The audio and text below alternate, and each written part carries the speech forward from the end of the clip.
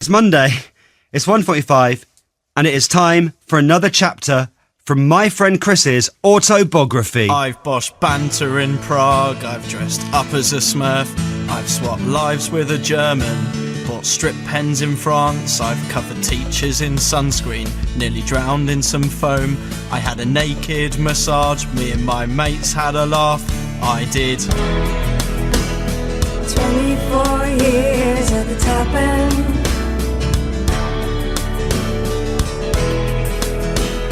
24 years At the tap end. Actually really enjoying being back into my routine, and that song to me says routine. Do you know what I mean? Back to normal. It's Monday again. Yeah. Haven't heard it for a while. So here we are then, with the first tap end of 2013. But weirdly, this one's going to cover sort of the last bit of 2012. Oh, is it New Year's Eve? It's about New Year's Eve, yes. I knew you'd have stories about this. I have got a story, but what I thought I'd do with this one, a bit like, well, you might not know this, but on the final day of the season where they cut between the grounds, because it's all quite tense. In football? With all the different matches. So there's lots of games going on. They kind of do it in real time and just cut between. I thought I'd take you through a couple of different New Year's Eve stories that were going on in 2012. How do we know when we've switched? Right, it'll be very clear. But what I also wanted to do is maybe try and involve Becky in this one as well. Oh, right. Because I thought it'd be interesting to have a girls' New Year's Eve on, but I'm not sure what she's going to say. So I'm going to take you to my 25th year at the tap end, if you're keen. This is just last week. So it was, yeah, it's just gone. I am actress and TV personality Michelle Keegan. Oh, okay. And after the football at the weekend, I am Roberto Mancini. None of that. Tonight I'm going to party like it's 2013. Thought keep it topical. Nice. So anyway, I'm ready. Ready? Ready? Ready. Go on then. It had been another fantastic Christmas time, mostly spent at home with the family, which although was getting a bit tiring, was all very pleasant. Boxing Day with the lads had all gone to plan, although I have to admit that it hadn't been quite as good or rowdy as previous years.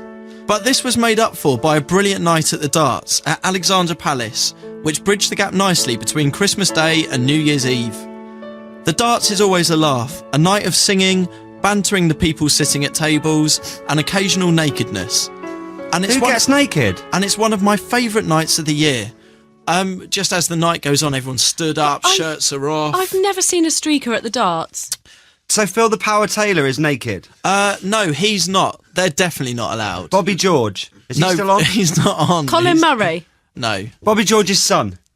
If Bobby George was naked at the darts, would he still have all his, gold jewels? Yes. Do you think? Or would Yeah. he be totally nude? He didn't take them off. Really? I've seen a picture of him in a hot tub. He's still had his bling on. Oh, So do you think in bed Bobby George wears I'm going to all the- Google that now. What are you Googling? Bobby George hot tub? I'm sure it was him. Why are you in a hot tub with Bobby George? I wasn't in it. I just saw a picture of it. You know he's got one. No, Bobby George hot tub, no results. Okay, made that up in my head then. Was it a TV show that you were pitched or asked to do? No. Tubbing with Bobby Shall I George? try Bobby George Scott Mills hot tub? Maybe that'll come up. That'd be great. That's the next one you do if you don't get asked to do Splash. Sad times.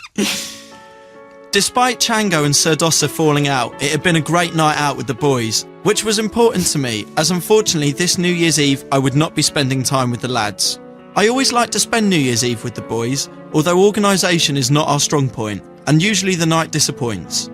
Previous years has seen us queuing up outside nightclubs that cost us a huge amount of money, or once we spent it at Chinese Dave's, which all went wrong when one of the boys desiccated one of Irish Nancy's potted plants. A Christmas present from Chinese's dad, Ray. Desiccated? Yeah. That's a coconut. Desiccated coconut. Do you mean desecrated?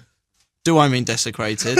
Yeah, I think you do, because I think desiccated is coconut. Coconuts. What do you mean coconuts? Well, like Desiccated you get that, coconut. sort of shredded coconut.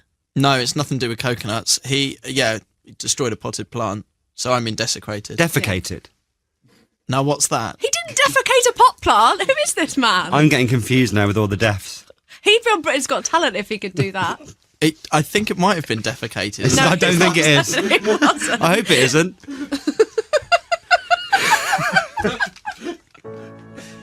This year, I was offered the chance to DJ in a club in Glasgow called Mansion House, and as the boys hadn't sorted out any plans, I decided it'd be a good night to work. I brought my mates Perkins and Latham along with me. Oh, they're new. Perkins and Latham? Never heard They of sound them. like a solicitors, actually. They do. I bet they're not, though. They're not at all. They were both very excited about the trip to Glasgow. When Perkins produced his liquids at the airport security... Sorry, That sounds really wrong.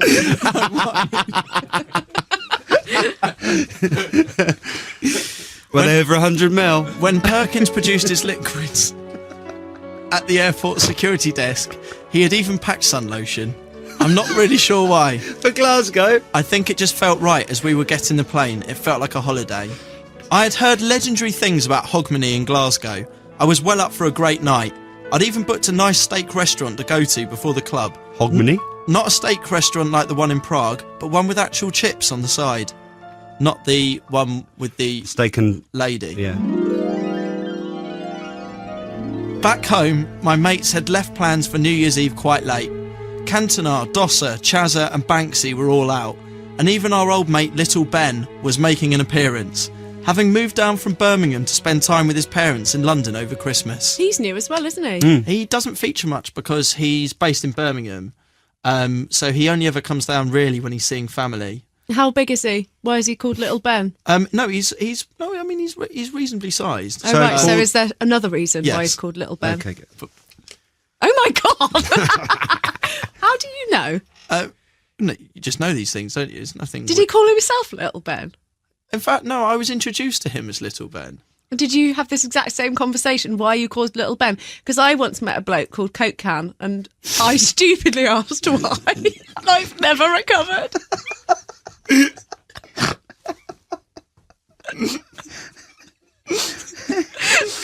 Oh, that's amazing.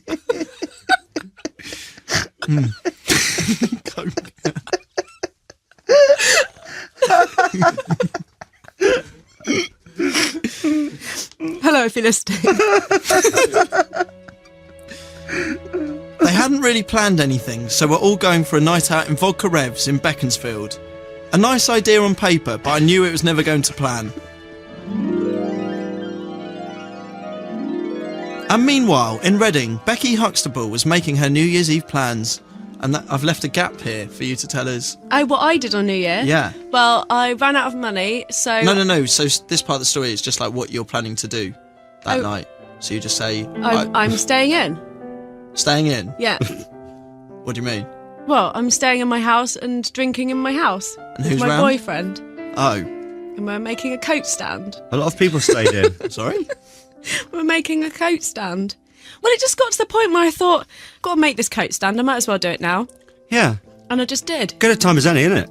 On New Year's Eve? Yeah. It's very difficult after a few wines, This especially if you lose the Allen key. This is different to what I expected. What did you expect? Like some all-night rave? Well, just the way I've written this now is going to sound odd. Okay, go on. It was clearly going to be a rowdy night out, and she and the girls were heading for a big one. After arriving in Glasgow, I was keen to get out into town and make the most of the Hogmanay celebrations. Say it again. Hogmanay. Say it again. Why am I saying that's not wrong? Hogmanay. Hogmanay. Hogmanay. I say Hogmanay. You say. I say Hogmanay, but is it Hogmanay? Me and the couple of lads I was with went to the restaurant where I enjoyed one of the nicest steak meals I've ever had.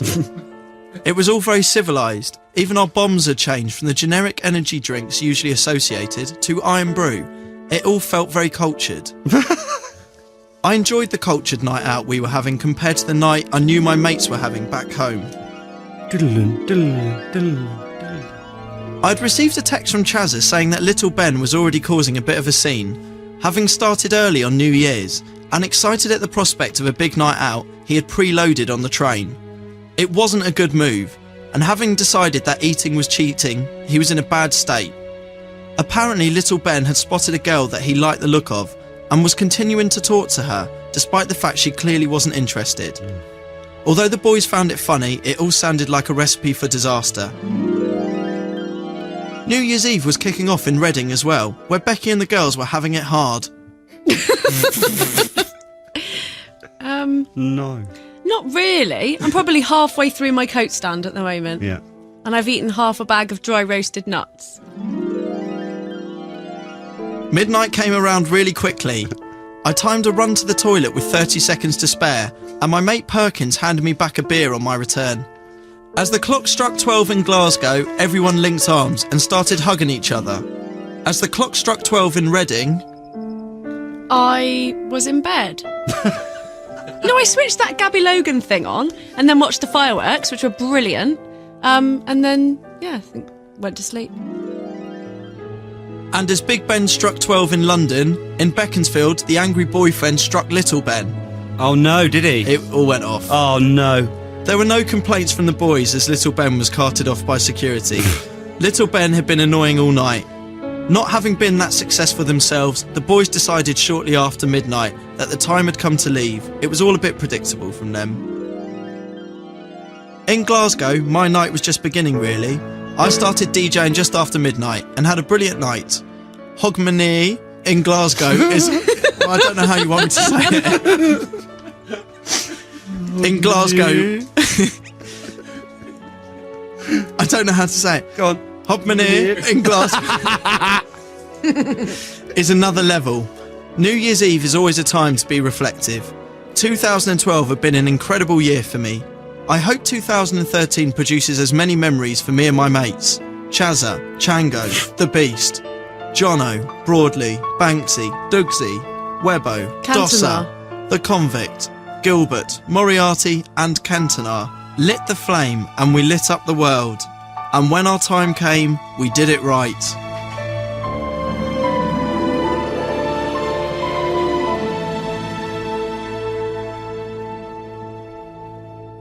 I've boshed banter in Prague, I've dressed up as a Smurf, I've swapped lives with a German, bought strip pens in France, I've covered teachers in sunscreen, nearly drowned in some foam, I had a naked massage, me and my mates had a laugh, I did.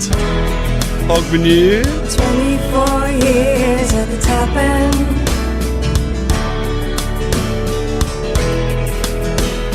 $24 At the tap end.